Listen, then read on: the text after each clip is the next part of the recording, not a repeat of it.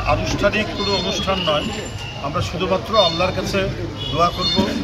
এদেশের মানুষের সবচেয়ে আস্থার প্রতীক যিনি, এই দেশের বহু সংকট, এই দেশের বহু ক্রান্তিকাল যিনি মানুষ এবং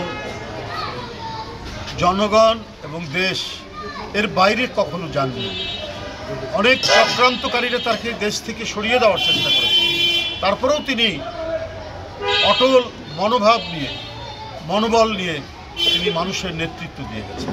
তাই আজকে সারা দেশে, শুধু বিএনপি বলে না, বা বিএনপির যে আরও অঙ্গ সংগঠন, যুবদল, ছাত্রদল, স্বেচ্ছাসেবক দল, ওই তাঁতি দল, মহিলা দল আছে অনেক, কিন্তু এর বাইরেও সাধারণ মানুষ আজকে সমবেদনায়, আজকে মানুষ যে বেদনার্ত হয়ে পড়েছে তার এই গুরুতর অবস্থায়, এটা মানে ভাষায় প্রকাশ করা যাবে না।